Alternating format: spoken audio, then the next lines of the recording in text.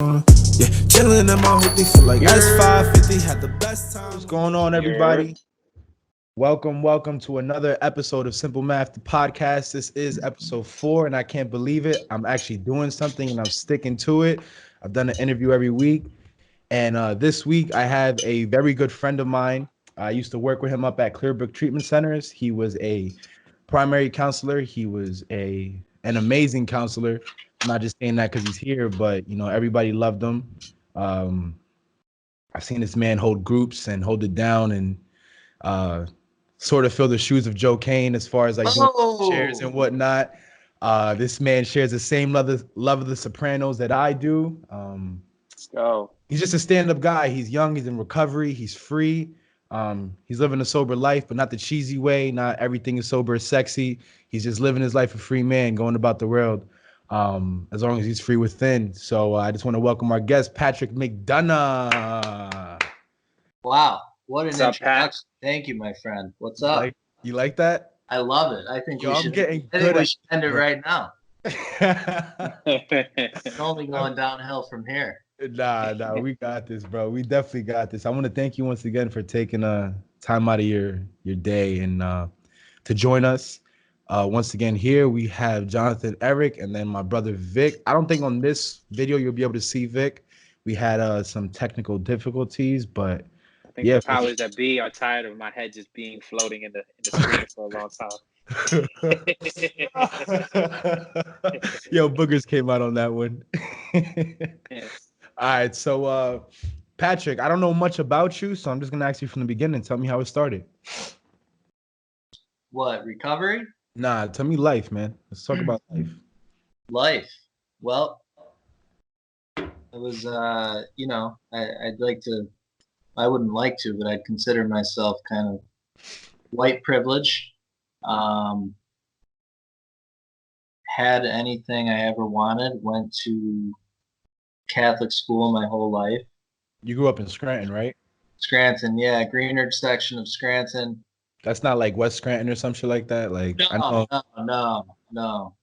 That's where your boy Joe Kane and I differ greatly. He's a West Side boy. I'm a Greenridge boy. I wore saddle shoes. I wore pink. Bit preppy. Wait, did you wear pink because of Cameron, or could you? Is that what just? What do you think? Do you think I wore it because of Cameron? I don't know. You're pretty with the culture today, son. Like we shoot the shit about music all the time, and then on Instagram, on everything. Like I see you like all the fire memes and Complex and all that. Yeah, I'm on that. I'm on all that. Big fan of Hey Ma and Joel Santana. Is that how you say it, Joel's? Yeah. But no, I did not wear pink because of Cameron. No. All right. But yeah, I mean, liked sports, liked hanging out with my friends. Never excelled in anything. I was a pretty mediocre guy, I would say, across the board. Always, I think what I enjoyed most growing up was just hanging out with my friends and busting balls. I was that guy, like in high school, I always quit sports. Was a big slacker in school. Never really applied myself. Never quite understood why people tried to push that on me either. A lot of things that were said to me, I really didn't understand until years later, I would say. So I was pretty immature. I mean, maybe I was just acting my age, but looking back, I was a pretty immature dude. But I had a great life. I had a great family life. My family's great, and I don't have any complaints other than complaints towards myself, and not taking advantage of everything that was at my fingertips. Absolutely, I think that's both of us right there. What did your parents do growing up? My father, an attorney, and my mother was always a nurse. And now she works for Hospice of the Sacred Heart. Okay. So it's safe to, I mean, you said it right off the rip, and I love the transparency that you said you grew up white privileged for sure. Oh yeah, no doubt. It's interesting. I'm in a master's program now for social work, and we have a lot of discussions around, race, and we're reading a book right now about civil rights and everything, and race and advocacy and these other things. And, it's like I'm realizing now how good I've had it. I don't even know if good is the word, but the lack of adversity, I guess I'd have to face. All of my adversity comes from within, Right. my own inferiorities, my own insecurities. But there's Hey, not. and I wouldn't even. I'm sorry to cut you off, man. I wouldn't even don't try to downplay that. You know what I mean? Because that is a big deal as well. You know what I'm saying? The stuff that you go through within is a really big deal too. You know what I mean? Oh yeah. I'm my own worst enemy, and I don't really need anybody else to help. When I'm not dealing with it appropriately. Absolutely. So, it's safe to say you had a pretty normal childhood, just like the rest of us. Nothing crazy, nothing that threw you off, like at an early age that you could directly pinpoint your affliction with drugs and alcohol to. Correct? No, absolutely nothing. So, when did those fun things come into play? Partying? Yeah. So I'm. I've said this a lot, but when I'm ashamed to say that the first time I ever got drunk was off wine coolers. I was. I mean, I drank beers and stuff, but I'd have like one where I would taste something. I never really drank enough to catch a buzz and understand what alcohol really was until I was like 15 years old. And I was with my older sister and her friends, drank wine coolers, and I think I had about 4 or 5. I was pounding them. They're sugary, they're smooth, they're going down easily. And Right. I will never forget. I'll never forget for as long as I live that the first buzz, man, the warmth that came over me, the instant, I felt calm, and simultaneously I felt powerful. Like just totally content, but that I could say anything, that I could do anything, Right. that I could step outside onto the roof and jump off, and like I wouldn't get hurt if I landed. Absolutely. So your first drunk is at 15, correct? Yeah, and weed came into play not long after that, and I was a regular smoker, drinker on the weekends, and that was pretty much it for a while. And it intensified as time went on. So it wasn't because you know what? I think I got to interview more people. I got to talk to more people, but the younger generation, like our group, our age demographic. I mean, you're only like what 2-3 years older than me. I'm 26 right now. I'm 31. What? 31, man. Just Damn, What's the secret? What's the secret? Facts. You 31? Yeah. Damn, Pat. Sucks. Yo, son. I don't know. We gotta change that. White don't crack either, bro. Some white don't crack, yo. You look good for 31. All right. I mean, we still in the same age group. Still, but I hear like my sponsor's story. My sponsor's story, he said it and he's like, yeah, I didn't take my first drink till I was 21. And it was an instant blackout. And from there, it was off to the races. My story isn't like that. The first guy I interviewed story wasn't like that. Now there was a second or the third, nor yours. Sometimes, you catch those once in a while. Sometimes I think that's dangerous when you have the person that didn't start anything until they're 21. Right. It's almost like, if they have alcoholism, and, I believe when you're born an alcoholic, like it's in you and it's just waiting to come out. Mm-hmm. It's almost like it's growing in you, before you even touch it. And Right. so until you're 21 and you're in an atmosphere, say you're in a college atmosphere where people are going very hard. Whereas like in high school, it was a little less socially acceptable to be doing it like 7 nights a week. So I would do it on weekends, which I think kind of delayed the inevitable. Right. But yeah, I know some people that started late and they were, it progressed quickly. Absolutely. That's crazy. So So go ahead, Vic. I'm just curious because when I was 15, I was kind of doing the same things. You know, I didn't fall into I never really fell into addiction. But when I was 15, 16, that's what we were doing. You know, it was, you don't have to feel ashamed of wine coolers because that's what we were drinking. You know what I mean? I remember I had $10 and we'd get somebody to pick. My older brother was a little bit older than me, so he would get it for us and it was no problem. And he was smoking weed and, you know, we got wrapped into that stuff. But what turned it from a weekend thing to like an everyday thing and what changed? I mean, by the time I was a senior in high school, I was absolutely in love with it. I was still mainly only doing it on weekends at that point. Once in a while, it would creep into the week. But what changed was freedom. So I was living with my parents. Again, like I said, it wasn't really where I was and who I was hanging out with. It wasn't very socially acceptable to be doing it every night. And it probably would have caused me more problems than I was willing to deal with at that point. So as soon as I graduated high school that summer, I think I drank almost every single night.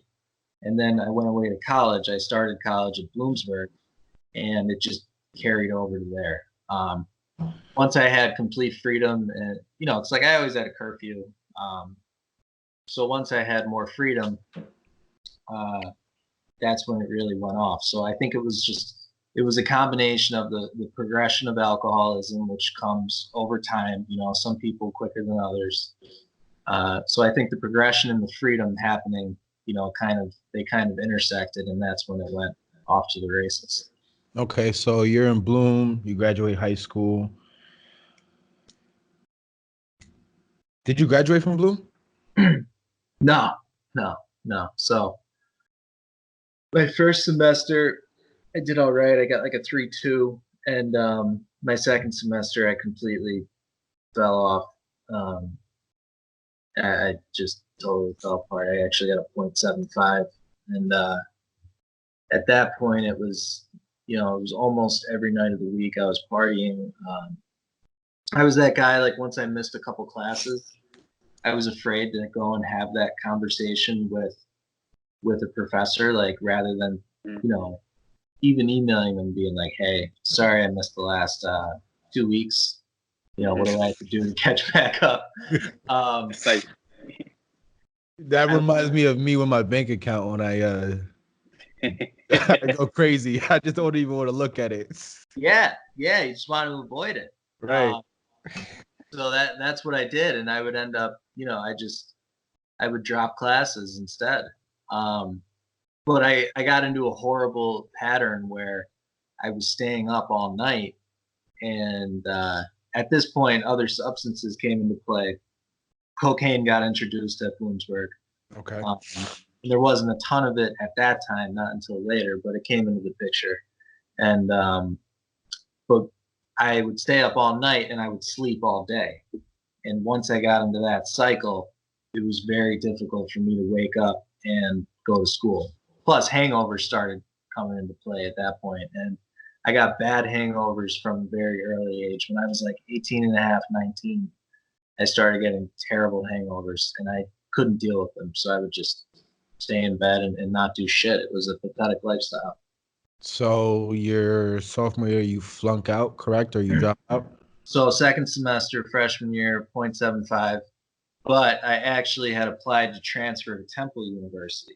Ah. I got that 3.1, which was good for Temple. So I got accepted into Temple as a transfer student. Mm-hmm. To Temple for my sophomore year. Even more freedom, huh? Right. More freedom in a better place, you know? Philly, yeah, you know, is a little bit better. It was exciting.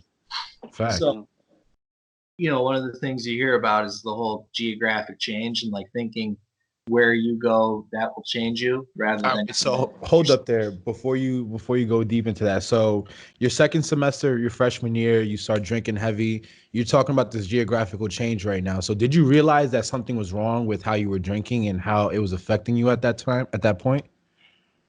I would, I mean, from the first time, because I got arrested a couple times in high school, I got a few underages, Mm-hmm. and I always ended up getting out of them, but I got picked up, and my parents would have to pick me up at the police station. So my grandfather was an alcoholic. My grandfather was sober for 35 years. My uncle is also sober, so alcoholism is pretty big in my family, like it is a lot. And my father would start telling me when I was like 16 years old, like, buddy, you have the gene, you got to watch out. Like, you know, if you stay up at this pace or if you keep drinking, then you might have real problems. So at that point, this idea of alcoholism is getting introduced to me. So, you know, occasionally I'm Googling it and symptoms of blackouts. And I remember when I would first start getting blackouts and not remember anything, like I didn't know what that was. So I'd start reading up on it once in a while. And yeah, between my behavior, between how bad the hangovers were, and at that point I was a blackout drinker almost every time I drank. Mm-hmm. So when you start to see all of this criteria, it was in the back of my mind. Yeah, for sure. So I have a question. This one's for me. It just popped in my head. So you're getting warnings from your uncle, your grandfather, who are recovering alcoholics, correct? Only my father. I was just saying that because they were family members that were alcoholics. Only my father was warning me. Okay. So wait, so your father's in recovery, you're saying? No, he's not. Okay. No. He's a normal drinker. Mm-hmm. Yeah. Okay. How do you heed that warning? Like, say for me, for example, like nobody gave me the warning, but I could see it growing up. You're too young to realize it. My aunt, rest in peace, was a garbage head. She was an alcoholic. She was a crackhead. She was a dope head. She did everything. She died as a direct result of this disease. I could go down the family line. Then you got me. You know, I have cousins who have the disease, which is untreated still to this day, unfortunately. Say I would warn my son, like, how does he even try to heed that warning? If you wanted to heed that warning now, how would you even do that? Would you stop drinking completely? Would you, like, how can you prevent this if you know you have it in your genes? Like, is there a way? I mean, you know, I was an alcoholic. I didn't recognize it at that time. The biggest thing in active alcoholism, of course, is denial, I believe. Mm-hmm. And I was in denial. You know, I didn't take it seriously. No matter what people tell you, like I always said that if when I was younger, if someone, you know, had a picture of my future and they had like video footage of my future and they showed it to me, and it was me in 3 rehabs and me, you know, in a jail cell and all that, I would say that's bullshit. That's not me. I would refuse to believe it. So I didn't take it seriously, you know. I think you'd have a hard time finding a lot of people that would take it seriously when they're 16, 17, 18 years old. You know, just like that general attitude towards like adults, even if they're parents, even if they're people that you respect, like you think you know better. You think Right. they don't know. So yeah, I didn't take it seriously, you know, until I did. And again, that was another one of those things where it took me years to finally see what he was talking about. You know, he's telling me I have the gene. I didn't know what the fuck a gene was. Other than that. Facts. So you go to Temple.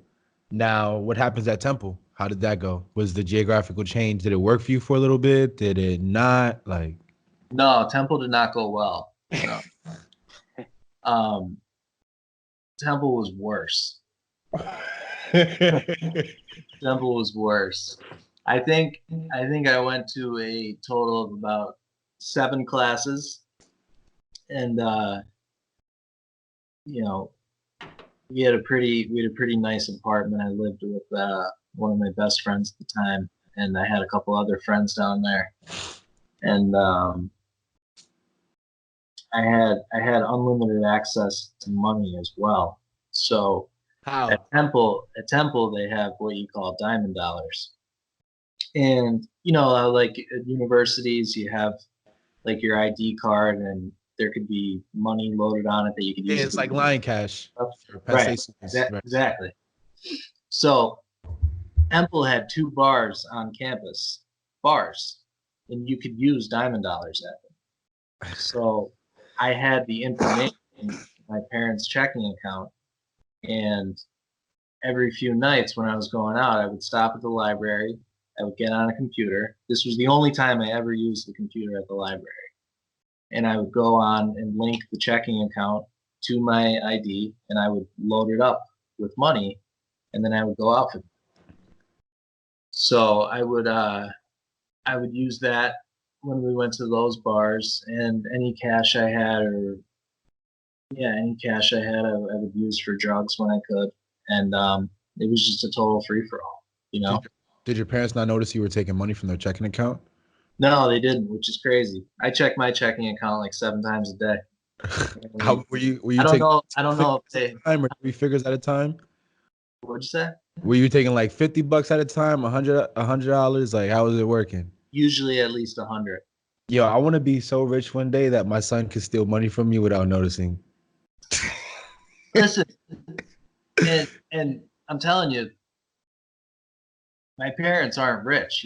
They do well for themselves, but I think it was a matter of like they're not expecting me to steal from them. Yeah. Yeah, I So was just gonna say that it's a trust thing. I think they just expected like if you were taking that $100, it was because you really needed it for something. I mean, you're in Philadelphia, you're in Temple, expenses come. Yeah. Now, exactly. now speaking on that, since they didn't expect that, did they know? Did they feel like you had a problem at that point yet, or were they just trusting you to figure it out? Yeah. So between my behavior, and I had been home the summer in between my freshman and sophomore year of college. So again, I was going out every single night that summer. I had fake IDs at that point, so I was going to bars. I was out until at least 2 a.m. just about every night. I was an every night drinker by the time I was 19, and I was not a functional guy. Like I couldn't wake up. I was stealing money from them at home, so they started to notice that. And I just I couldn't stay home, just the simple fact that I couldn't stay home, and they knew every night that I was going out to get plastered. Right. It was pretty much evident at that point. Absolutely. I think I was the same way. Like growing up, I know Vic remembers this when I was younger too. Like his house would be like a getaway for me. Like I'd never want to be home. There was no part of me that wanted to be home except if I had a girl there. Like, but now I'd rather be home than anywhere. If I'm not here, I want to be home. Oh yeah. Yeah. I want to be home too much now. Yeah, for sure. Absolutely. So, when did the good stuff get into play? Because I know there was a lot of other substances besides alcohol. I could from the conversation that we're having already, I could see that alcohol definitely played a big part in your disease. A lot of people today, I mean, you worked at Clearbrook with me. We'll hear like the biggest thing that we heard from all the patients is, I'm not really a drinker. It's my problem is dope. Yeah, I do dope. I just don't drink like that. Mm-hmm. Yeah, and then the classic response back, because when they were saying that, it was always a way to justify why they should be able to drink when they get out. Right. So he'd say, well, okay, if you're not a drinker, then don't fucking drink. No problem. No, that's not what I meant. I mean, I'd like to have one with dinner. Dinner? Who the fuck wants to even drink with dinner? Drink Coke with dinner, man. Drink water. Facts, bro. So, when did those things come into play for you? Right. So I went to my first rehab when I was 19. My parents ended up picking me up at Temple and taking me to Clearbrook. So you're not only a former staff, you're an alumni as well? I'm a 3-time Clearbrook grad. Yeah. No shit. Oh God, yeah. I decided I wanted to be a counselor there while I was in small group one day. You being serious? Yeah, I swear to God. When Yeah. was it your first, second, or third time? My third time? Okay. 2011. So, Third time. so your first time in Clearbrook, how was it? What was your mindset back then? How old were you? You were 19, your first time in Clearbrook? Take me in your mind. Terrifying. It was, Was it cold? yeah, it was December. Oh God. Yeah, it was cold, both externally and internally. The reason I asked if it was cold, Vic, is because on that fucking mountain, bro, you could check the weather in Wilkes-Barre. Like Clearbrook is like dead in the middle of Wilkes-Barre. You just got to go up a hill. But it is legit, son. No gas, 15 degrees colder, and like a million miles per hour windier than anywhere else, bro. Like that wind blows like nothing up there. Yo, I don't know how they do it, bro. It's awful. It is. So your first time, you're not taking it serious at all. So they totally blindsided me. They told me we were just going home, that they had access to my grades online, so they checked into it. And they knew that I was just cashing in zeros across the board. So they came down, picked me up out of nowhere, said, we know what's going on down here. We're taking you home. They end up taking me to Clearbrook, and they tell me it might just be an assessment. It might just be for a couple of days. And I knew that was bullshit. Right. But yeah, they take me in. Stanley was my counselor the first time. Yeah, Stanley. Go. So like the first few days I was terrified, and I was just like furious. Couldn't believe I was there. Like when you're partying, when you're doing your thing, rehab is the fucking last place in the world you want to end up. Yeah. This was everything I had been fighting against. Absolutely. So, but like something there got me, a week went by, 10 days went by. The buddy system I'm forever thankful for. I had an unbelievable buddy who was a great mentor to me while I was there, and that was his first time in treatment. He actually stayed sober since. Was he older?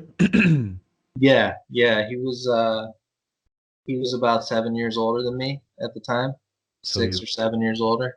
So he was age now, about, right? Am I doing that right? No, What's up? He was like 26 at the time. Yeah, 20, 25, 26. So I ended up having a good time there, and there was a lot of good people there, a lot of people that I was bonding with that, I never would have bonded with in the outside world. That was like my first introduction to the connection that happens amongst like alcoholics and addicts when they're sober. Yeah.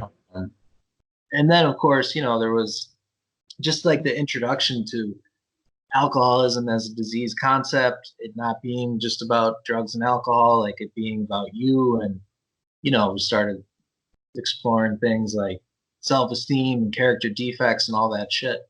And all of it made sense. It was one of those times where like you don't want it to make sense. Yeah. Sense.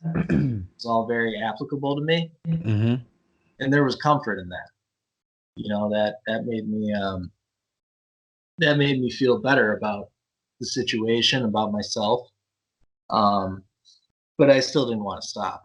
Yeah. I wanted to be a controlled drinker. And, after that, it got worse. So to fast forward a little bit, I got out and I just smoked pot for a little while. And then I started drinking again. And then I have a quick question. You could continue right after I ask this. You were doing dope towards the end, right? No, never. Perks and Xanax at the end. Okay, so did Perks and Xanax come into the play yet? Your first time out of treatment when you came out? Yeah, so prior to my second time going in, which was as a result of 2 DUIs, pills and coke were actually a big part. At that point, I had been doing cocaine like anywhere from 3 to 5 nights a week, anytime I could.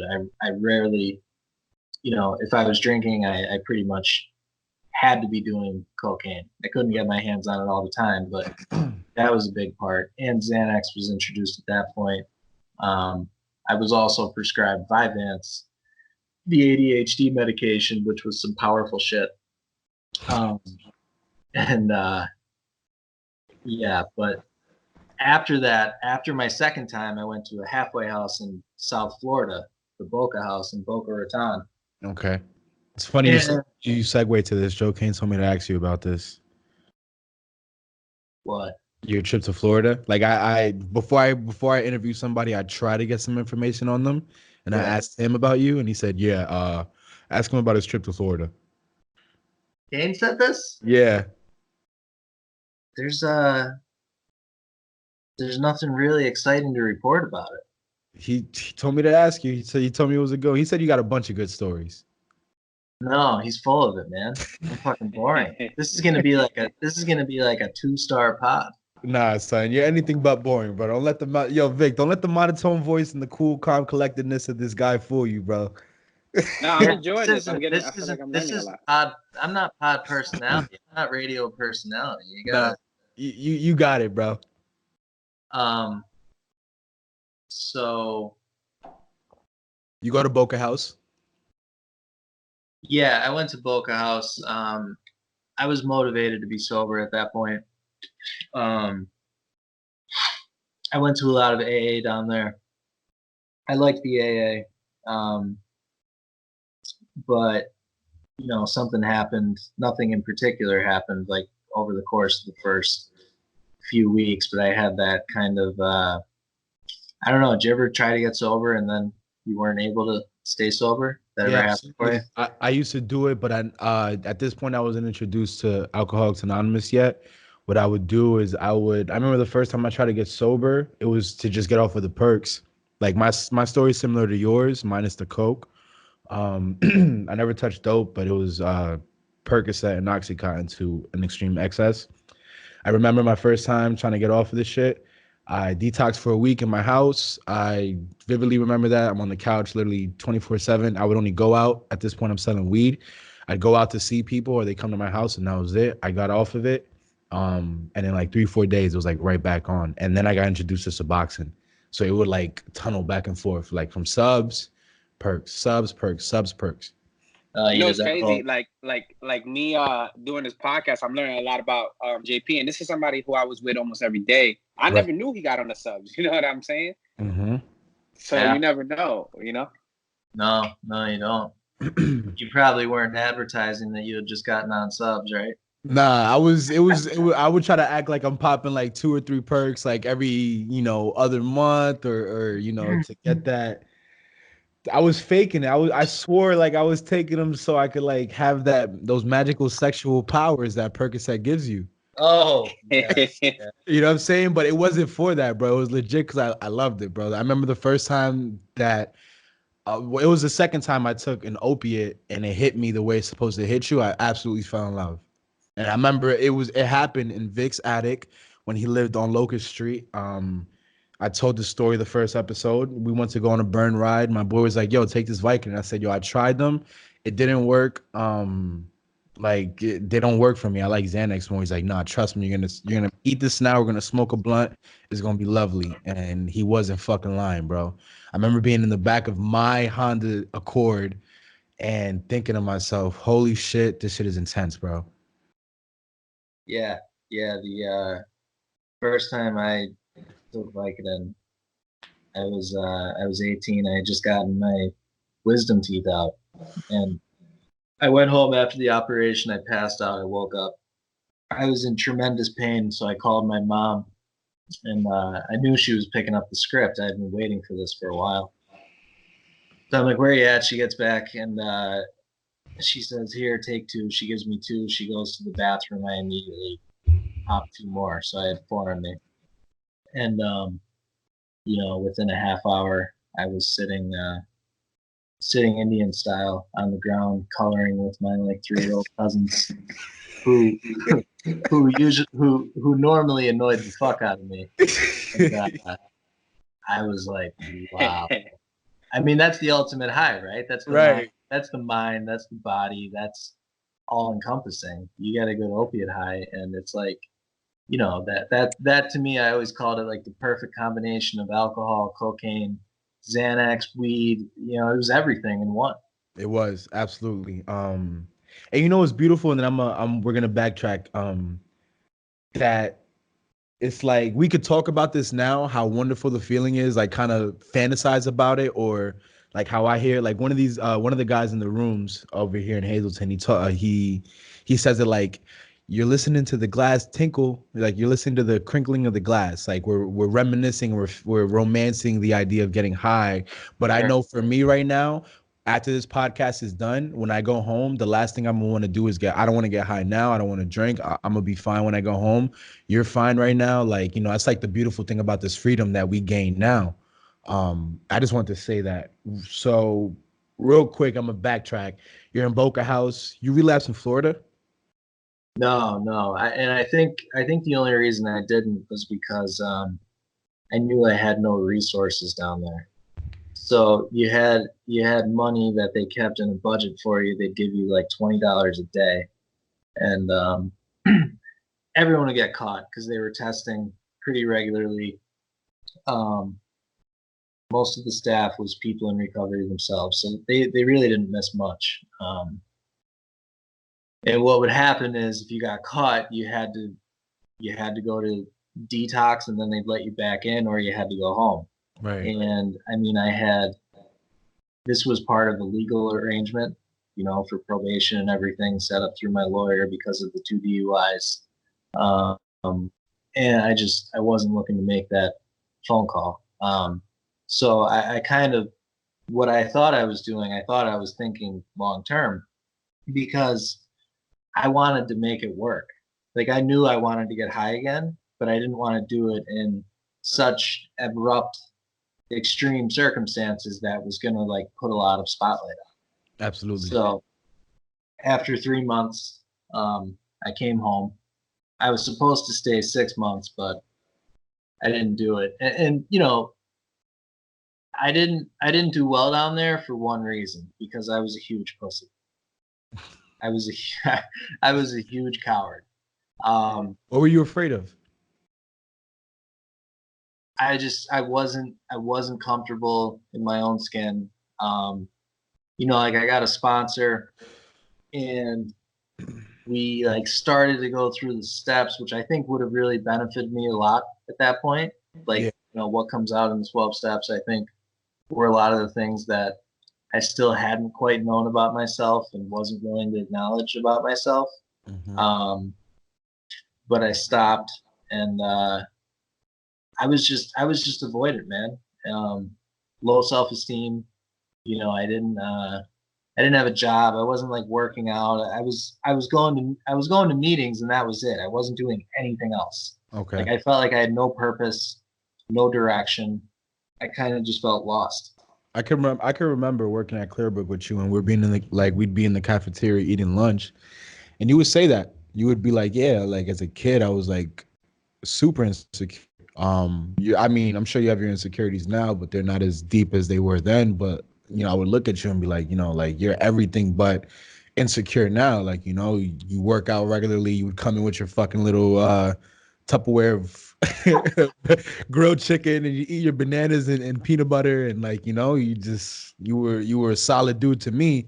So to think that we had these insecurities there, like, it's funny too, because I feel like we're all insecure when we first come into the rooms and we try to like concede and try to make this thing work. Like, I was super scared my first AA meeting, but at that point, I guess I was at a further point than you, where I was able to ask for help, and I was able to like, get completely honest with at least one man, which was my sponsor, or who is my sponsor, and was able to get the work done to acquire this freedom that we have today. Mm-hmm. Yeah, and I think you have to get to that point. Thankfully I did. But yeah, I was just uncomfortable, and I wasn't willing to do what it took to work through that sober. I believed that I had to use drugs again. So I knew at this point that I could not drink. I knew I could not drink successfully. Like you were talking earlier about heroin addicts, when they say, they can't do heroin, but they want to drink. Well, I was kind of the opposite. I knew I couldn't drink, So I did. Did you see Billy Madison? Yeah. Come on, bro. So you know how Madison goes back to school. Yeah. So this is kind of what I did, but with pot. Um, I waited a few months, and I decided, all right, I'm just gonna smoke pot. So it started. It was like I was a kid again. Very nostalgic. I bought a gram and I smoked out of the can.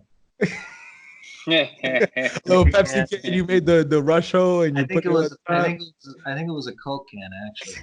So, poke the holes in the can. Yeah. Uh, it was like it was fucking unbelievable. I felt rejuvenated. Did And you feel there was like bouts of paranoia. I'm like, oh fuck, I was in rehab twice. I was in a halfway house. This is not good, but I had myself so convinced at that point that I could do it successfully. so there was no guilt that first time you ripped that Coke can? Not as much as you would think. Like looking back now, I have guilt for myself. I have anxiety for myself looking back now. At that time, I was just so desperate to use a substance and had myself so convinced that weed wouldn't be an issue for me, that I thought I could do it. So yeah, I went back to school, and then I'm progressing through the grades, right? So it was a gram, and then a week later it was an eighth, and then it's joints and it's blunts and it's bongs, and then I was getting it by the ounce. I would get shit fronted to me, and I would always owe people money. Um, and then that's when I started taking a lot of pills, because I got to that point where weed just wasn't cutting it, and Okay. that point came quickly. That came within a few weeks. So Really? time, yeah, from the time that I was in Clearbrook in February of 2010, stayed sober until like August. So I picked up in August, and I was back in Clearbrook by July of that next year. But so within like 9-10 months, I was back into treatment. So that's how fast it was. How'd you end up back in treatment? Did you put yourself back in or?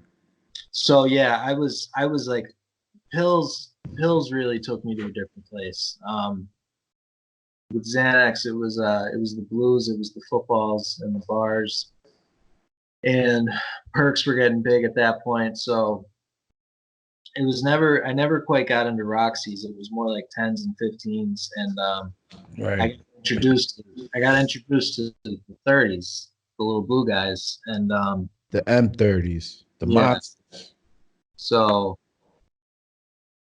I'll never forget the first time I did that. I was fucking floored, and I I'm very thankful that I was willing to go in when I was and get away from it, because that's when, at least around like people that I knew, that's when opiates really started to take off.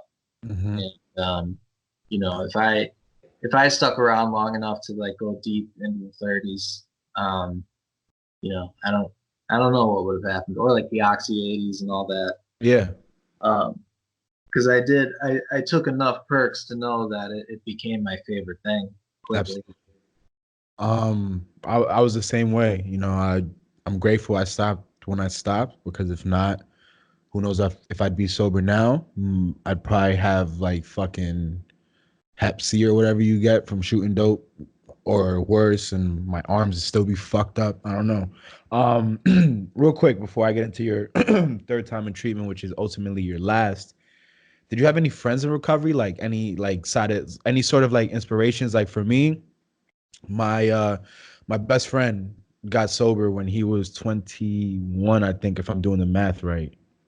He's 22. He disappeared on us. He went down to Florida, and he got sober, and he stayed sober, and he came back home to visit. Yada yada. He was sober. He went out with us. He kind of flexed his freedom, that attraction rather than promotion thing. It inspired me. I kept on getting high for like a year and a half, and in October 2016 is when I finally asked him for help. I didn't get sober till November, but like, did you have anything like that? Like anybody who like kind of inspired you, had something that had something that you wanted?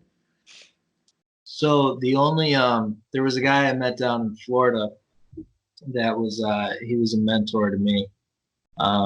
He was close to my age. He was an awesome dude, but I met him down there, and he actually worked in the facility that I went to. In terms of people close to my age, like that I grew up with, that I was friends with, not really, no. And I think that was one of the battles for me.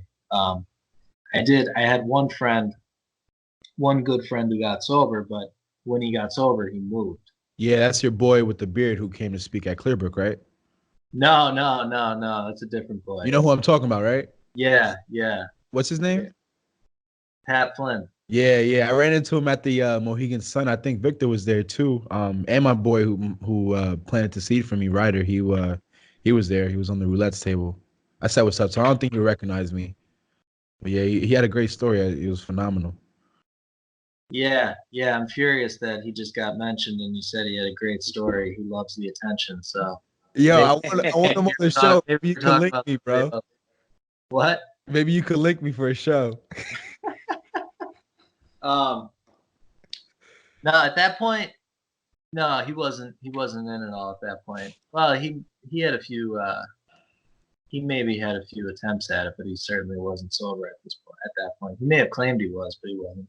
Okay. Kelly B, Kelly B. He was a patient when I was working at Clearbrook. You were still there too, I believe. He said you were a pioneer. Oh yeah. You're the pioneer, the trailblazer for the boys. No, I don't know about that, man. I don't know. You paved the way for us, bro, or for your side. That's a nice thought, but I'm cringing right now. So, your third time in treatment, you want to go. What's different now, bro? Honestly, I was a total psycho at that point. I had like a 5-year relationship that had just ended on me a few months prior.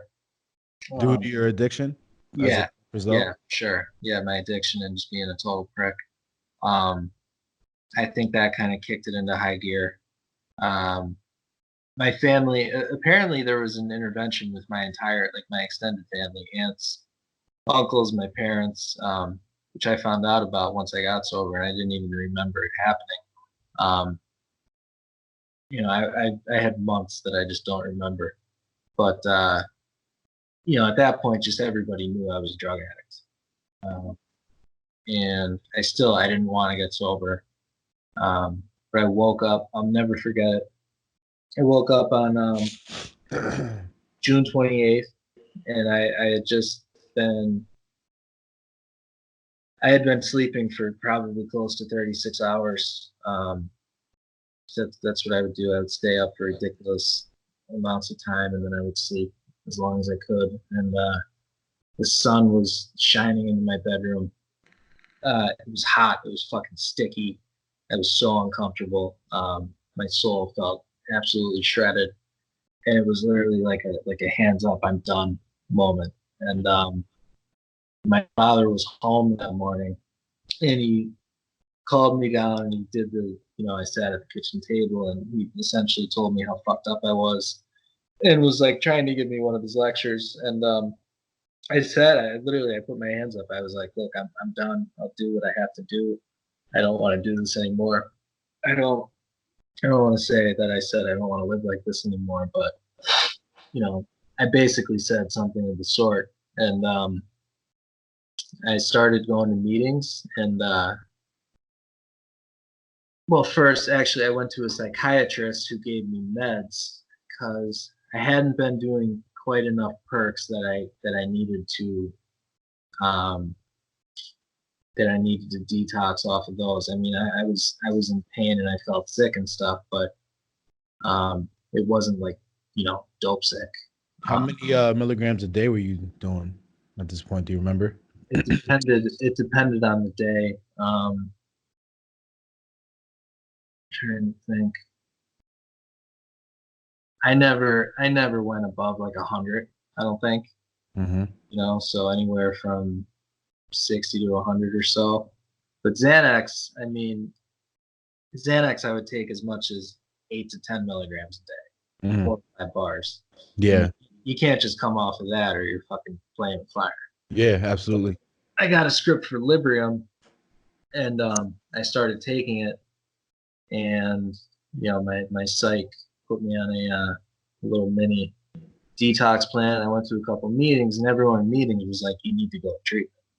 And I was like, "I was just fucking in treatment. I can't go back to treatment." And just finally, like 20 people said it to me, so I was like, "All right, I'll go." And I called up our guy, Dickie Boy. The great son. Yo, Great. he's a fucking saint, bro. I don't. Oh man. He's a legend. Yo, bro, Vic. Real quick, it's nice that Vic does these interviews with me because he kind of makes it so that I have to explain like these backstories and these people, these fantastic people. Dick Boy is like by far like one of the goats of goats. This guy is not only sober X amount of years, he has a tremendous story, a bunch of experience, a lot of wisdom. He's been through the fucking ringer. And I've seen this guy literally give his shirt off of his back to people who need it. Even with me, bro, like oh man, like I mean, I wasn't working at Clearbrook for long, bro, but like this guy took me in as if I was family. And like this is one of the top guys up there. He's vice president. I spoke to you about this guy constantly. I speak about this guy always. Him and Joe Kane, like they took me in like as if I was there as a patient before, as if I was working there for years. I didn't even net working there a whole year. Between me working there the first time, the suspension, then me going back, it didn't calculate up to a year, but like the love they have for people, bro. It's like crazy. And like he's one of those guys. And a lot of the stories that I hear, they're always like, I always hear the words, I call Joe Kane, I call Dick Boy. And he literally he drops everything he's doing to make sure that you get the help that you need, whether it's Clearbrook or anywhere else, bro. He's not gonna stop until you get what you need. Yeah. And he won't give up on you either. Like, I mean, it's probably at fault, but these are people that won't give up. Me, I give up on people. I think that's a fault. Like if I see you're not putting in half of the work that I am, like you're on your fucking own, bro. But like these people are like selfless to the T. Yeah, Dickie is he's one of the greats. I owe, you could say that I owe my sobriety to him. He was like the original guy. When you talked before about looking up to people my age, not so much, but like, there was a guy that I admired. He was known as like the sober guy where I grew up. He was known as the guy to call when you were in a jam when you needed help, and he always answered the call. He always just made you like feel better about your situation. He always made you he gave you faith that you needed, and he has a great ability of doing that, unlike a lot of other people. Mm-hmm. So yeah, I called him. I went in July 5th of 2011, and I was on a relapse plan. I actually only did 12 days, but it was probably the greatest decision I ever made in my life.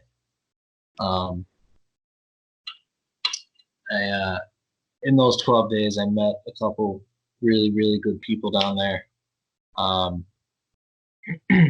Got real tight with one guy. There was a good chunk of people that were serious about it. There's a guy that I actually just talked to last week that was in there with me. He's still sober. Mm-hmm. There's a good handful, I think, of people that I'm aware of that are still sober from that stint. So we had a good crew, and I got out and I went home, and AA was good here then. AA is still good here in Scranton, but it was strong then, and I dove right in, and I did what everything I had been avoiding doing all those years before. So you get out of treatment, you dive right into the room. You go feet first, you're running, you hit the ground running, or were you crawling? So it depends on what we're asking about. So as far as like step work, did you get in? Did you raise your hand, say I'm new, I just got out of treatment, I need a sponsor, or I'm looking for help, or what? Yeah, so meetings I dove right in. in terms of connecting with people, I got lucky. I had a couple older guys that took me under their wing, and they kind of really carried me through. Step work wasn't until more like I didn't dive into it the way that I should have. I didn't dive into step work until probably a year or so in. Really? Yeah. No shit. Which I don't recommend that. I also, not. huh? I said absolutely not. No. But I made it, and well, up until this point, knock on it. It was people that got me through. It was people that carried me through that I could talk to, and kind of just they made being sober better and easier. I started hanging out with people. I had a job. I had 2 jobs actually. I started getting into exercise, and I started to put a plan together for going back to school, and it was the structure that I never had in my entire life, and that I so desperately needed, and to get some purpose and direction. Because I think when you get sober, that in the beginning you have to get over the hump, and you have to be willing first to acknowledge that you have a problem and that you can't use substances successfully. Then you work out all the kinks about yourself, the inferiorities, the insecurities, the fear, the resentments, all that shit. And then but like more like to put it as simply as I can, like I had to have a reason to stay sober. So it's like, why stay sober? Like what am I doing with my life? Like what does my life have to offer being sober? Like you right now, you're going out to Cali. Right. This is something I imagine you would never be able to or be willing to do if you weren't still sober. No, that was the thing with me. I remember, probably like in the midst of this shit, Vic went to LA. When did you go to LA first? It was like 2014, 15-ish. Yeah, it was probably around 2014. He went alone. Like we don't travel alone. We don't. If Vic's there, I'm there. If I'm there, he's there. He went alone, and the main reason he went, obviously because of funds, but if I really wanted to, I could have made the fun. I always make it happen. That was my thing. That was like my catchphrase back in the day. I'm from the Upper West Side of Manhattan, and I would say, I'm make it happen, Manhattan, son. I'm gonna make this shit happen. I'm gonna figure out how to get the money for the flight and whatever we need, and we're gonna go. But my biggest thing at this point was like, yo, how am I gonna get my perks on the plane without getting caught? And I have nobody to get, like, if it was driving distance, your boy's in there. A flight, fuck out of here, son. I remember one of my boys went to DR. They went to the Dominican Republic, right? And he took like 2-3 perks with him. Now he's not an addict or anything, but he took a few just like, to go ham a couple days out there. And I remember interrogating him on like, yo, how the fuck did you get them on the plane? Like, you need to teach me your ways, because I at this point I thought I'd never stop. I thought I'd go on for the rest of my life with a pill bottle in my sport jacket in the breast coat pocket, like with fucking a bottle of perks. I figured like at one point in my life I'd get like a full script, and like I'd figure out a doctor who's just gonna give me them. But that was I can't, like, yo, how am I gonna get on the plane, son? I can't get on the plane, bro. How often were you wearing a sport jacket? That's what I want to know. Not at all, bro. At this point, I had just seen this.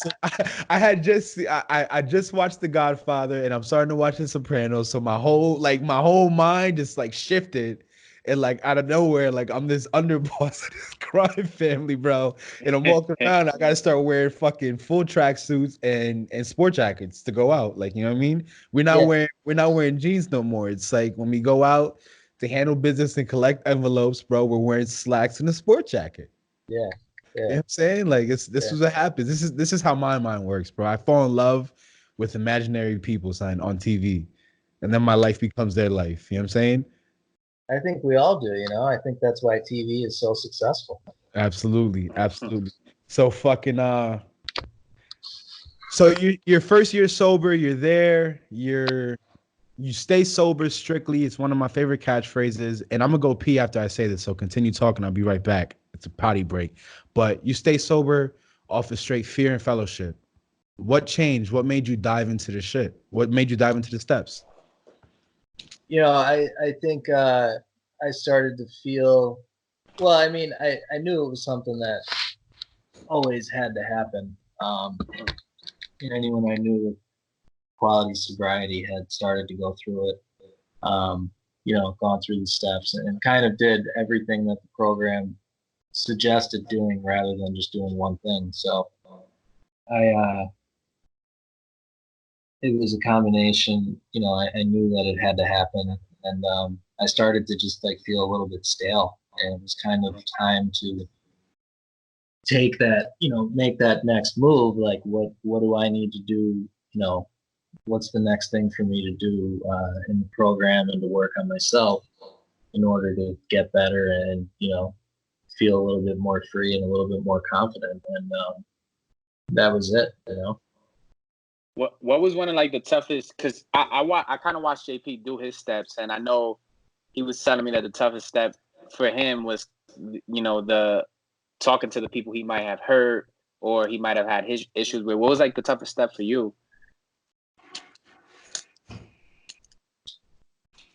For me, it was well, there was a lot of fear over. When I went into it, I thought there was a lot of fear about, you know, 4 and 5. That wasn't as bad as I thought it would be. Uh, 6 was interesting. You know, six. All my defects were really. That was like a mind blowing experience for me because, you know, my sponsor essentially laid out the kind, you know, the person that I had been or that, you know, I thought that I was. He laid me out, you know. He blew my mind, and, you know, it was like the guy knew me better than I knew myself at that point. But yeah, I think really just like being able to dig down and say, like, you know, I'm a huge pussy, and you know, I have all this fear. I don't know how to be confident without substances.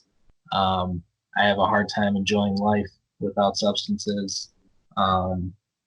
You know, not knowing if you're ever going to have the confidence in yourself to be able to achieve anything. You know, it was more so that stuff, you know, not so much like guilt and shame over the past. You know, a lot of that kind of just through talking to people and, you know, obviously through the steps as well. But a lot of those things I didn't feel quite as much guilt and shame about at that time as I had when I first got sober. It was more so like the fear of the future and, you know, will I ever be able to, you know, be like the most that I can be, you know, will I ever be able to maximize myself and be able to go out and be confident and do things that make me uncomfortable. So it was kind of coming to that fork in the road and just recognizing like how much of a shell of a person I had been up until that point, and, you know, how the thing that I loved the most about drugs and alcohol was that they made me confident, and they made me, I thought, free. They were really making me a prisoner, right? Make me a prisoner, but they give you that illusion like they're making you free. So then, you know, just tackling the idea of trying to obtain that freedom and that confidence without it. I think that was the hardest part. Do you remember your big turning point for me in my recovery was the tour that we went on? I was about 2.5, 3 months sober. I'm actively working the steps. I'm on my knees every morning, every night praying. I'm going to 2 meetings a day at this point. I'm on the grind, and my sponsor was very supportive, is very supportive of my career, of the music. He one of the first things he told me when I first called him was like, yo, you're gonna be free if you do what you gotta do. And I'm gonna show you that in the big book. He's a big book thumper. It's big book and God for him, which it should be for everybody. But that's my opinion. What do I know? But a big turning point for me was that tour and how I felt comfortable in that situation. I mean, I fucking rap, and I'm just because I'm sober now, I'm not doing Christian rap. I don't rap about me just being an addict. I'm talking about everything. I'm like going back from the beginning, like still fuck bitches, get money sometimes on my music. Like, it's hectic. But in that element, I felt good. Do you remember your like turning point as far as like a little ounce of freedom being around those things, and how it says in the big book that we could go anywhere as long as we're free within, and we shouldn't like shun these things or these people? Turning point, turning point. I mean, I think there were a lot. I think there were a lot in terms of what stands out. I mean, I don't know. That's a good question. Little shit, like going back. Like, were you going to like at some point of your recovery, like were you just like you're young, you still have friends who drink, like were you just going to the bar with them to chill with them as they were like going out? Like, Oh yeah, I was doing that. Yeah, not a ton. I kind of like trickled into it. Once I was like, 9 months, a year in, I would once in a while, and then there were times where I would more frequently. Yeah, pretty early on, I was able to be around a lot of people that were drinking, and I worked in catering, so I mean, I was around booze a lot. In right. terms of like the freedom from drugs and alcohol, I felt that early on. Okay. But in terms of like, self-confidence and just feeling like I could go out and tackle a room, that started to come like as I started to do more things. So I was a debt collector. When I had started, I was a horrendous debt collector. Nearly got fired, which was not easy to get fired from that job. And then like I remember I was collector of the month.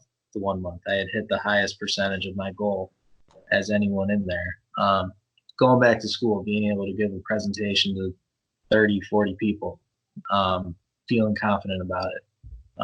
Just like getting my sense of humor back, being able to laugh again. Yeah. Getting nice clothes, like getting a car, like, I hate to make it materialistic, but it wasn't so much about those material things, but about the process of being able to get them. Yeah. Going through the work and the sacrifice. And once I started to kind of just build what looked like a real legitimate life, I just felt I didn't necessarily feel like sober anymore, or like in recovery. I just felt like I was a fucking human being, Right. like a person that actually had a place in the world, and I had never felt that before. I really hadn't. So it was a lot of little things, I don't think there was really like one or two specific instances that jump out at me, really until later on in my life, until I got into my career in counseling and stuff, and doing speeches in front of people. That's when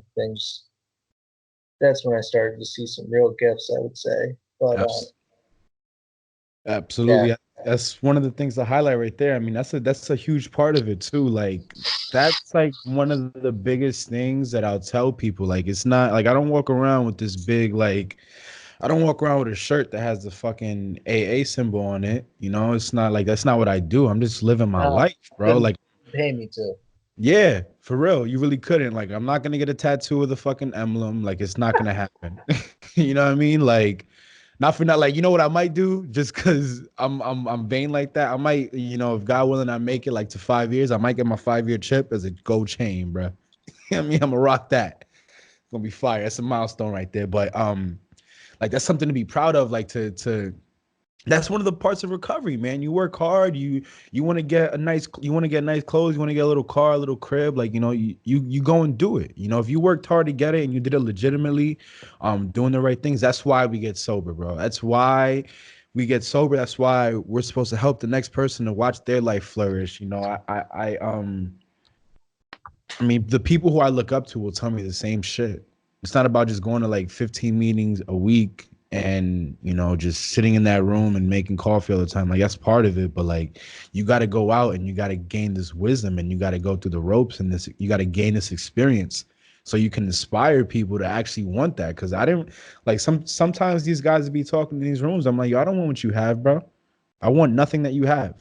You're just like, you're hiding in this room. You're in that chair and that's all you know. I can't.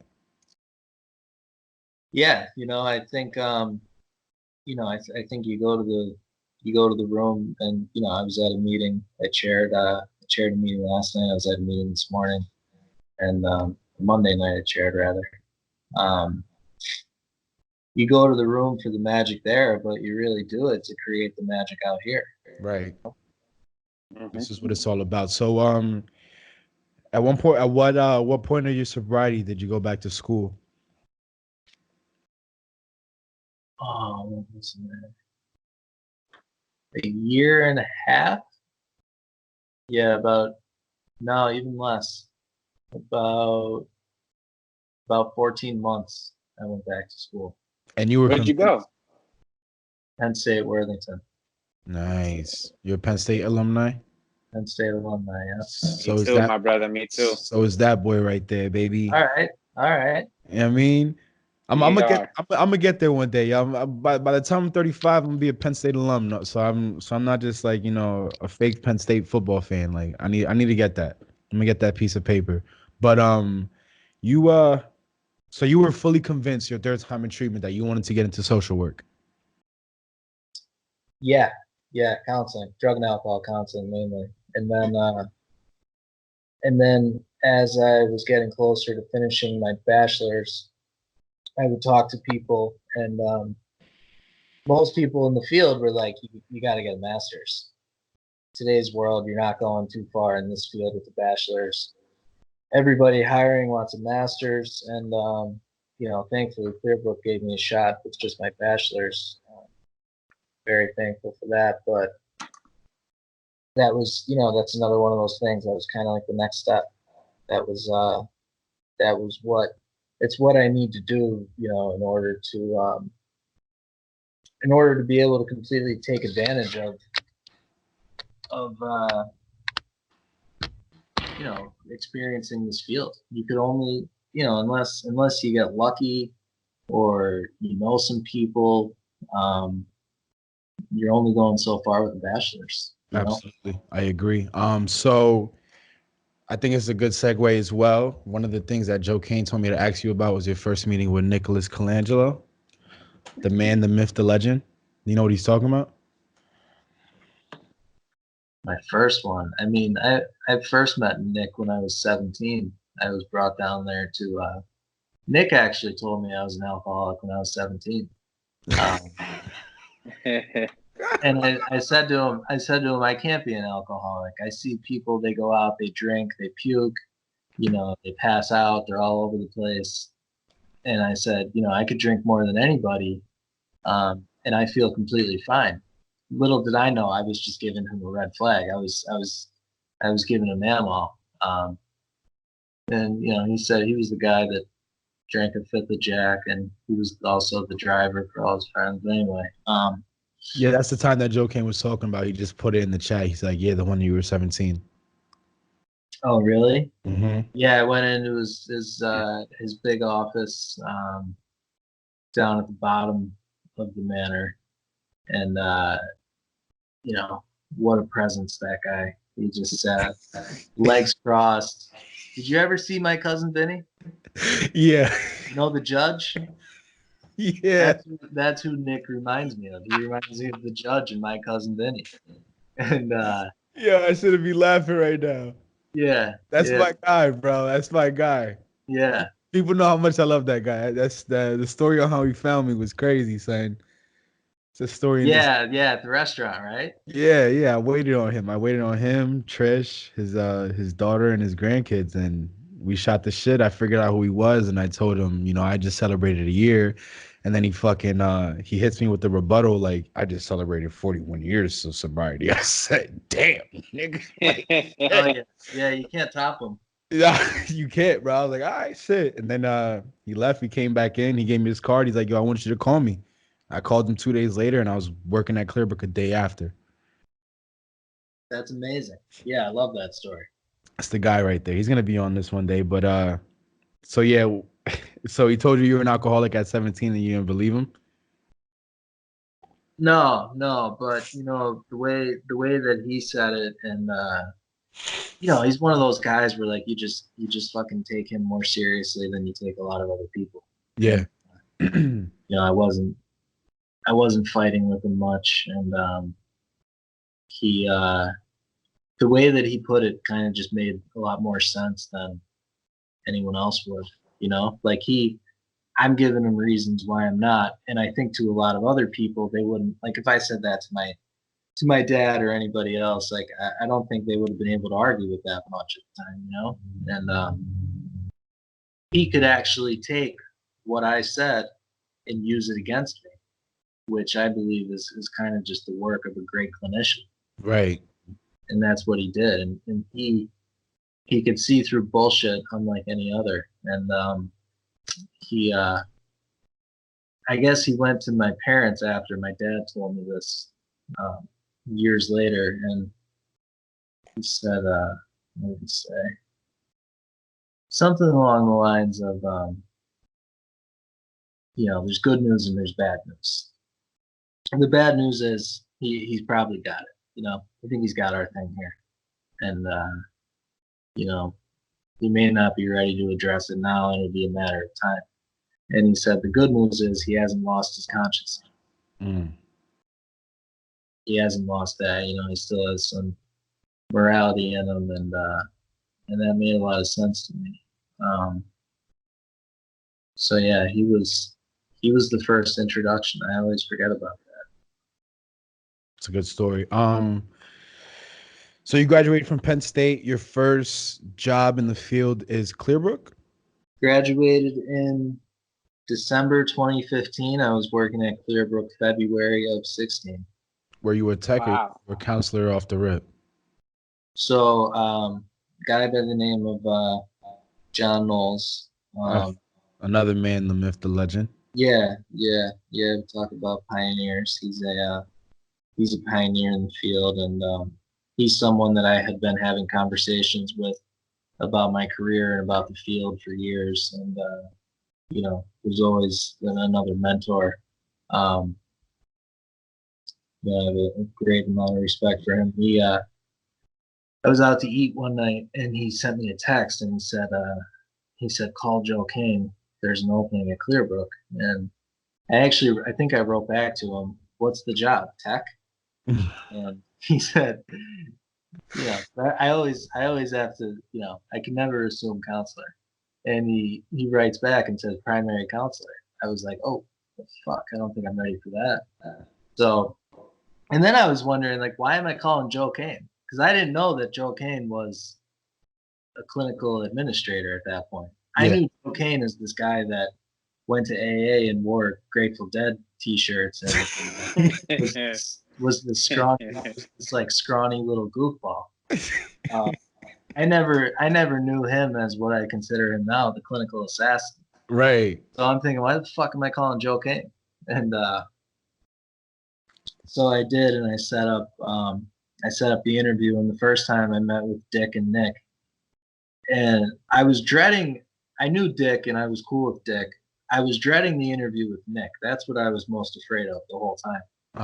And that was like a walk in the park. It was fine. What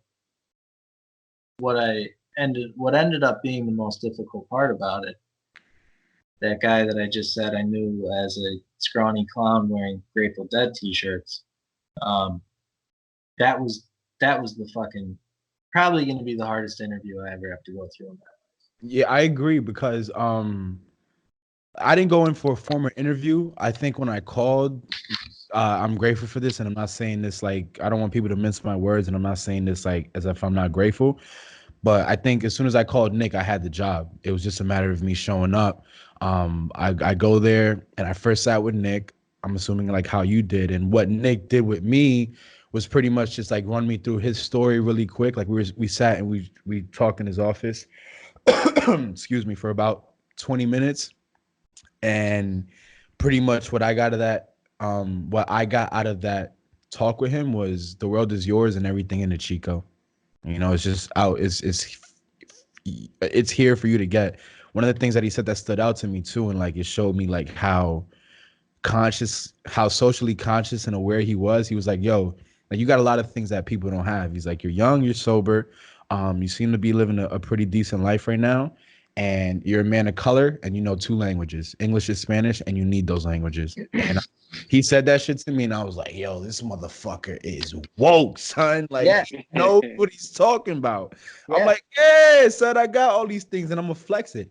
But as soon as I went up that mountain, Joe Kane grilled me. He's like, I'm not like you could tell. He's like, I'm not gonna let this dude in if he doesn't deserve it. I don't care. Like, you know, I'm gonna fight. He's gonna fight his boss on it. You know, if I feel like he's not capable of this, I'm not gonna let him in. Like, this isn't just like you're sober and you could just work at a treatment center. It's like that's not how that place works. And I think that's the wonderful thing about Clearbrook. Yeah, I think like I think that he trusts his instincts, and I think Yeah. that he knows. I don't want to say talent, but he knows he knows good people when he sees them or when he talks to them a little bit, and I think that's what he saw in you. I think you just gave him a good vibe, and I think that he had a lot of faith in you based off of that and based off of your interaction, and of course, he turned out to be right. He fit in. I mean, you were in there for 2 days, and you would have thought that you were in there for 2 years. Thank you. And that's not an easy setting to just dive in and be comfortable like that with. It took me months. So yeah, I think he just saw it in you. But yeah, Kane, I actually had to go to his house to interview with him, and I'll never forget this. He had his son Ben there. Their dog was there, so I go in, and Kane's wearing pajama pants, and it was either a Grateful Dead or a Fish T-shirt, and I'm fucking stepping over toys, and I had to like climb over the fucking little gate, yeah. And, I have a baby on my left foot and a dog on my right foot, and meanwhile I'm getting grilled with the hardest questions I've ever had to answer in my life, and I mean he's firing out, explain the disease concept, and then he's throwing out like scenarios. He's like, all right, so you're in your office, and this person walks in and they do this. What do you do? How do you react? And I didn't say it to him because I was in an interview, but I'm thinking I wanted to say like, dude, you realize I haven't done this before, right? Like I don't fucking know what I would do. Yeah. You're throwing out these scenarios. I don't know. And he was good. If I was gonna hire anybody for anything, I would want him interviewing me. Right. And he won't. You could just tell by the way he's looking at you, like he's not. Some people they'll kind of try to pretend like they're okay with your answer. He gives you the look like he knows that like he makes you aware that your answer just fucking sucks. His eyes let you know that you are failing his test miserably. Right. He's got that skepticism, and I walked out and I called my boy with the beard that you mentioned earlier because he knows Joe. And I said, I think I just fucking didn't get this job because of fucking Joe Kane. And Dick called me up like a week later, and damn, they made you sit on it for a week. I sat on it for about a week. Yeah, I'd be looking for another job. If I don't get the job on the spot, I gave up and I'm on to the next one. Clearbrook was it, man. That was the dream first job. It was, it was like a dream come true working there.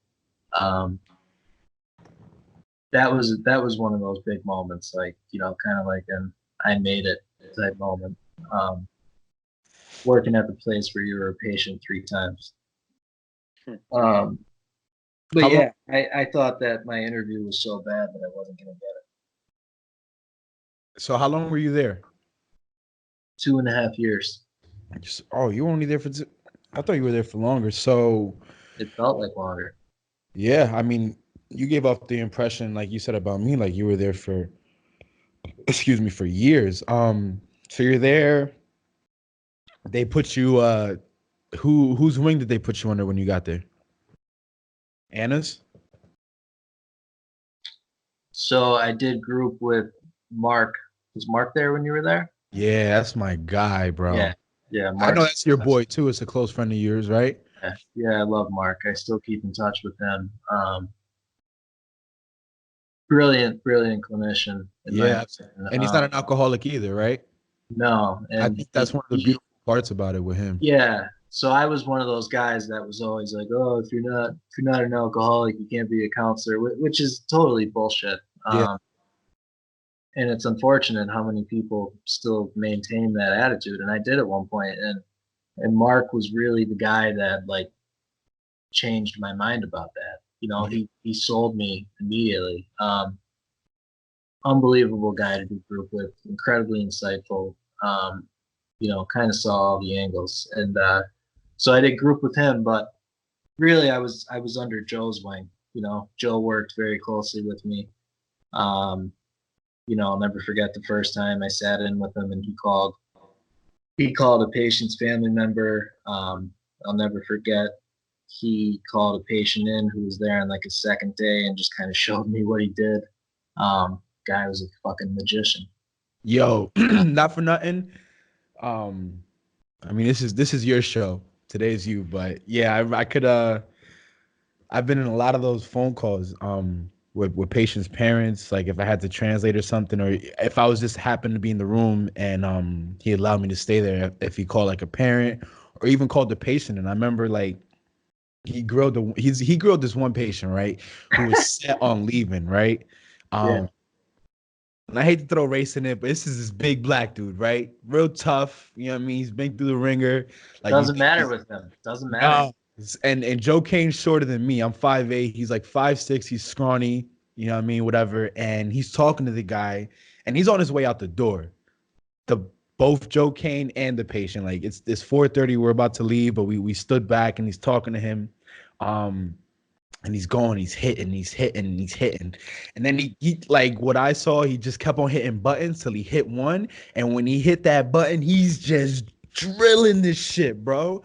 The guy was on his knees in tears, bro. Stayed the whole time, gave Joe a big ass hug. It was like the most awkward. He's like, "You want a hug now, buddy?" He's like, "No." He's like, "Come on, I'm a hugger. Give me a hug." And he fucking hugged him. That was always his line after he got somebody to stay. Yeah.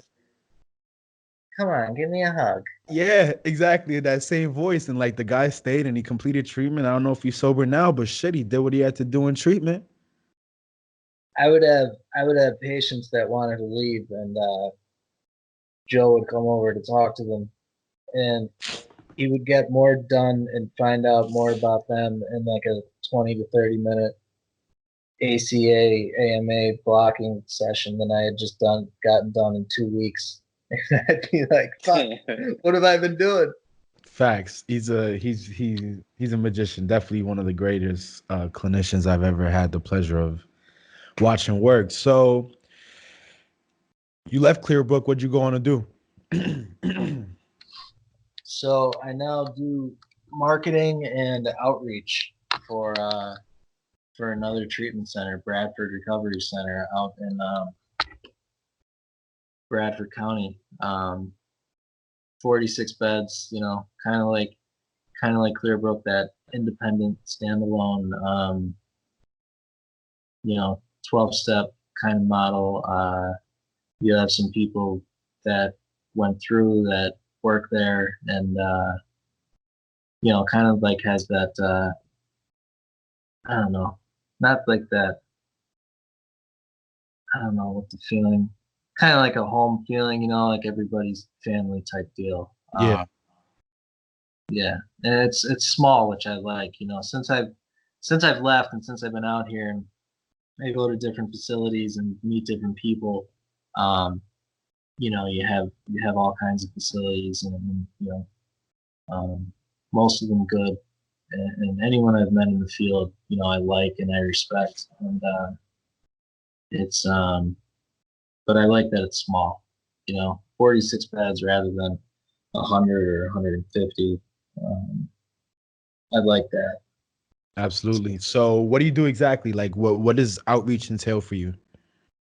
So you basically you try to put the place on the map, and you try to, I act as a referral source. So like I'll go to different hospitals, for example, and try to meet with social workers and present about our program to them.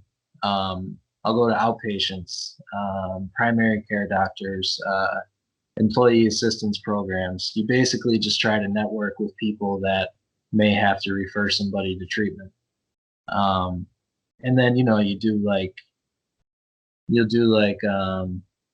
the occasional conference where you have a table about the place, and it's kind of like sales, but not really. Then I'll put stuff online about them occasionally. I've gotten to be very active on LinkedIn, which I never thought I would say. Um, yeah, bizarre, very bizarre. But that's it. You kind of just want to push the brand and make the program known wherever you go and whatever territory you're in, and try to act as a resource, a resource for anyone that might need to get somebody into treatment. Like lawyers, social service coordinators. You just try to get in front of those people, basically. Do you like doing this more than counseling? You don't have a lot of interaction with patients, right? No, not. I don't have much. No, it's it's something that I wanted to do to kind of just see like a different side of the treatment world. Right. This is the field that I'm going to be in for the long run. This is the field that I want to be in for the long run, and this was kind of the next aspect of it that I wanted to do. I wanted to kind of see how the business side of things go. I wanted to be able to get out and meet different people in the field and see what other people are doing. Because when you're in there, man, you go into the same office at Clearbrook 5 days a week, and it's hard not to take that stuff home with you. You do that for a couple of years, and things could kind of become like one-sided, and you don't realize what's going on in the world outside of there. And there's a lot going on. There's a lot going on. So it was something to do to gain a different perspective, and kind of see where it could take me going forward. I wish I had more interaction with patients. So it's like I said before, there's things you don't realize. There's things you don't realize that you'll miss while you're in the situation. You don't know what you got till it's gone. And we had a good thing going there, Yeah. We had a great thing going there. Absolutely. And so yeah, I miss that, but I also, I like the freedom of it, kind of being able to, make your own schedule to a certain extent, and more opportunities to be creative sometimes, and just getting out and meeting different providers in the field. I like that a lot too. Absolutely. Definitely. And I think that broadens your horizons, and it kind of shows it gives you the it shows you the big picture of what treatment is. You've done the actual clinical work. Now you're doing the work to get, like you said, the brand out there. And don't forget he actually went through the process too. So absolutely. So it's like I know for me, like my picture is always big. My goal is always big. I'm always thinking like top of the mountain. So like, you know, for me, if I was you, I'd be thinking like, yeah, I could start my own treatment center one day, whether it be 5, 10, 15, 20 years down the line. I could start my own operation and I can know all the aspects that are necessary to not only make it work, but to actually make it successful so people get what they need out of it. Yeah, you know, I think that was part of it. I don't think I'd ever want to try to start a residential. That's a lot of work. That's overwhelming. You need a good amount of startup capital, I would think, for that.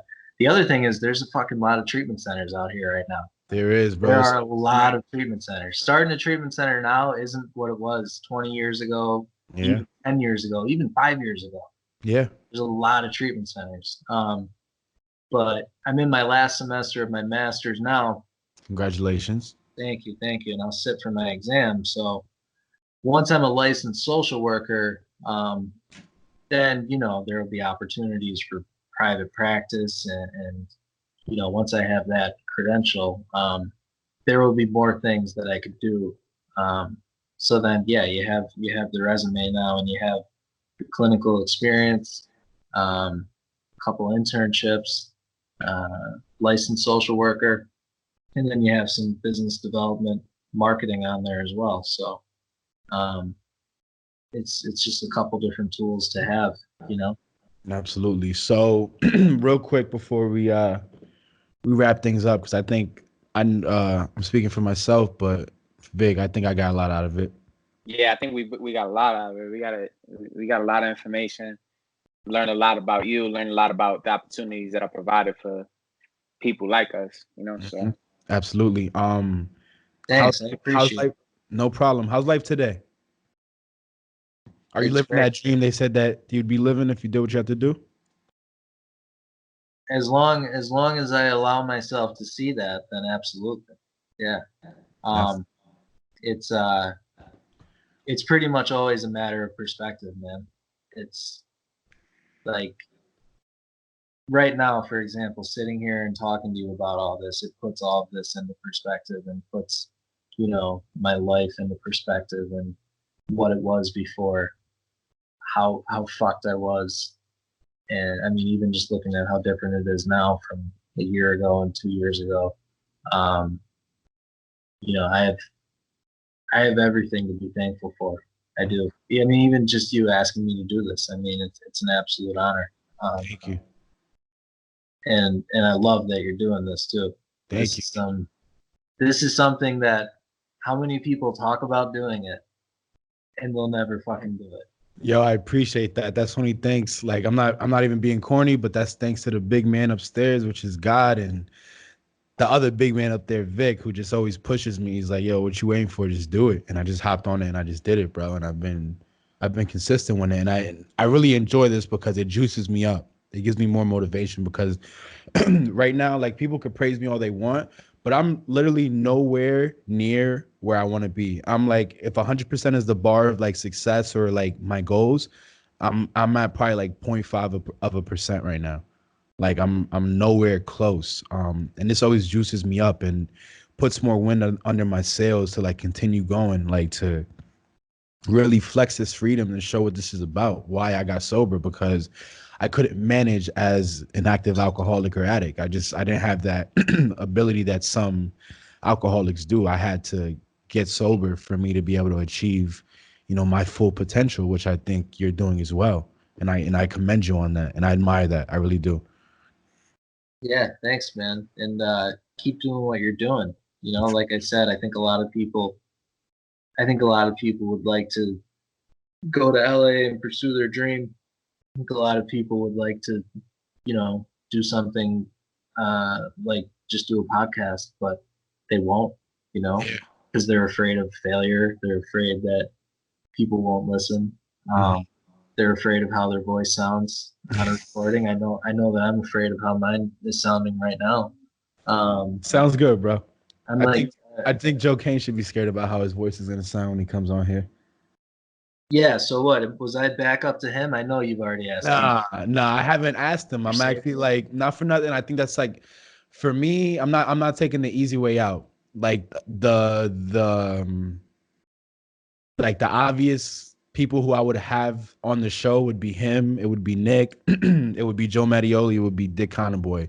But I know I have their line always. Like I know they're always one call away. I know if I text them or call them, they're gonna pick up the phone like without thinking twice. I'm going like more the route of people who I don't have that access to be honest. Okay. You know what I mean? I like that. Yeah.